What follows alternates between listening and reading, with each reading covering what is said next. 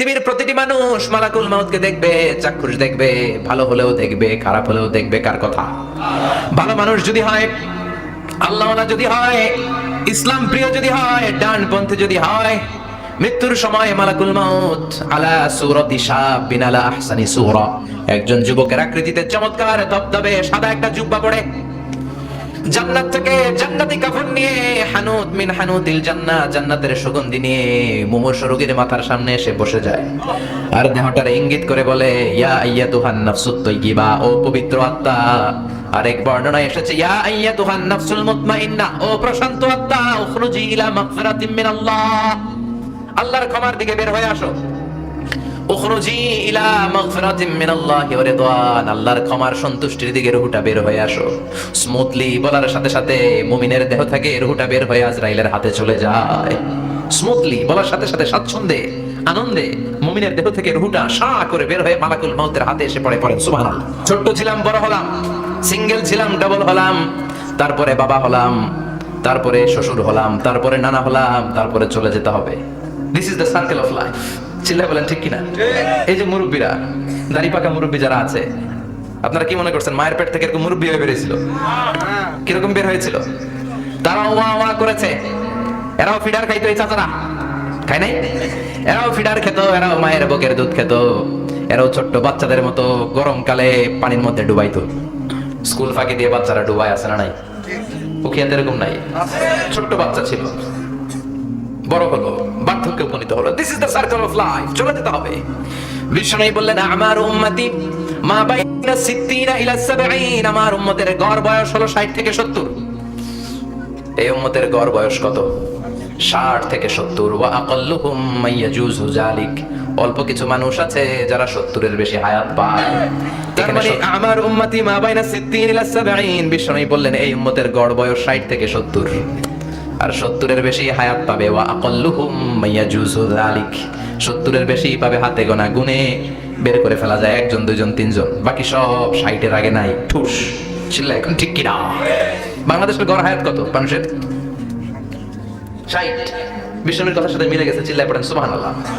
এজন্য বিশ্বনবী বলেন, এই যে মুরব্বীদের দাড়ি পাকে, এই যে রাস্তায় অ্যাক্সিডেন্ট হয়, এই যে ক্যান্সারে আক্রান্ত হয়ে লোকজন মারা যায়, তারপরেও কি টনক নড়ে না? এরপরেও কি বিবেকে ধরে না যে তোমাকে চলে যেতে হবে?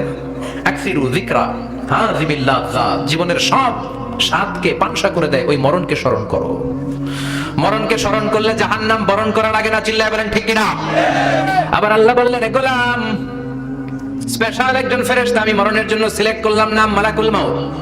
তাকে আমরা আজরাইল বলে চিনি।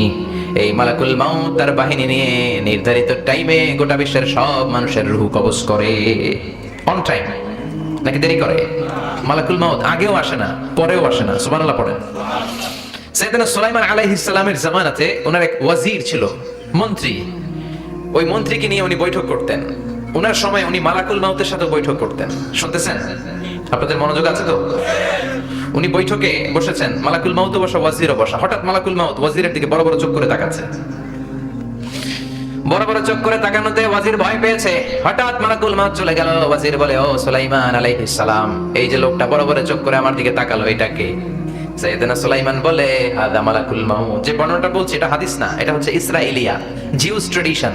কোরআন হাদিসের সাথে কোনো দ্বন্দ্ব নাই, তাই বর্ণনা করা যাবে। বিষ্ণু বলেছেন, বাল্লিগু আন্নি ওয়ালাউ আয়া। আবার বলেছেন, ওয়া হাদিসু আন বনি ইসরাঈল ওয়ালা হারাজ, বনি ইসরাইলের ট্র্যাডিশন বর্ণনা করো, জিউস ট্র্যাডিশন বর্ণনা করো, এতে কোনো সমস্যা নাই।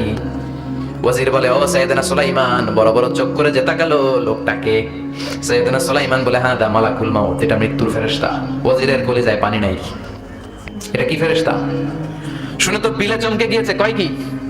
মালাকুল মাউত তো আমার চিনা ফেলেছে, বাড়ি চিনে ফেলছে আমার খবর আছে। সাইয়েদনা সুলাইমান আলাইহিস সালাম জিনদেরকে দিয়ে কাজ করাতেন, মেঘমালাকে দিয়ে কাজ করাতেন, বিশাল সিংহাসন নিয়ে পৃথিবীর প্রাচ্য থেকে পাশ্চাত্যে ঘুরে বেড়াতেন। সাইয়েদনা সুলাইমানকে ওয়াজির বলে, ও সুলাইমান, মেঘমালাকে আদেশ করে দেন আমি আর এই ফিলিস্তিনের ভূখণ্ডে থাকতে চাই না। আকাশের মেঘমালার উপরে আমারে বসিয়ে দেন, আর বলে দেন আমারে নিয়ে যেন আকাশের মেঘমালা হিন্দুস্তানের ওই দূর পর্বতে রেখে আসে। আকসা আল হিন্দ, হিন্দের সবচেয়ে দূরবর্তী জায়গায় যেন আমারে রেখে আসে। সাইয়েদনা সুলাইমান বললেন, আকাশের মেঘ যাও, আমার ওয়াজিরকে নিয়ে হিন্দুস্তানের একটা উপদ্বীপে রেখে আসো। রেখে আসা হলো। কিছুক্ষণ পর মালাকুল মাউত সাইয়েদনা সুলাইমানের কাছে হাজির। সাইয়েদনা সুলাইমান বললেন, ও মালাকুল মাউত, কই ছিলা? একটু আগে হিন্দুস্তান থেকে আপনার ওজিরের রূহ কবজ করে আসছি। সুবহানাল্লাহ পড়েন। এটা আবার কেমন কথা, তুমি ওইখানে গেলা কেন?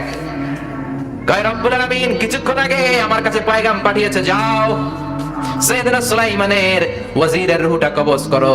কবজ করার জায়গা হলো হিন্দুস্তানের উপদ্বীপ। কোন জায়গায়? মালাকুল মাউত এসে দেখে সুলাইমান নবীর সাথে মিটিং করে। ওয়াজির কার সাথে মিটিং করে? সুলাইমান নবীর সাথে। কিন্তু ফরমানে লেখা রূহ কবজ করতে হবে কোথায়?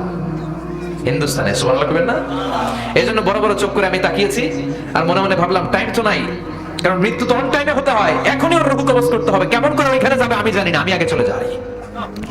মালাকুল মাউত চলে গেল, যে দেখে ওই জায়গায় ওয়াজির হাজির। সাথে সাথে রূহ কবজ করে আল্লাহর কাছে চলে গিয়েছে। পড়েন সুবহানাল্লাহ। এজন্য আল্লাহ বললেন, মালাকুল মাউত আমি নির্ধারণ করে দিয়েছি, পৃথিবীর প্রতিটি মানুষ মালাকুল মাউতকে দেখবে, চাক্ষুষ দেখবে, ভালো হলেও দেখবে, খারাপ হলেও দেখবে। কার কথা?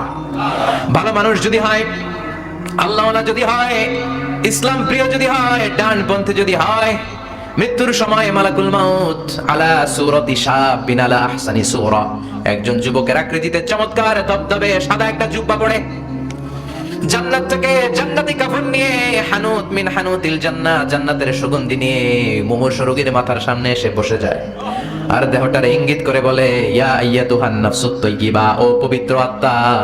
আরেক বর্ণনায় এসেছে, ইয়া আইয়াতুহান নাফসুল মুতমাইন্নাহ, ও প্রশান্ত আত্মা, উখরুজি ইলা মাগফিরাতিম মিনাল্লাহ, আল্লাহর ক্ষমার দিকে বের হয়ে আসো।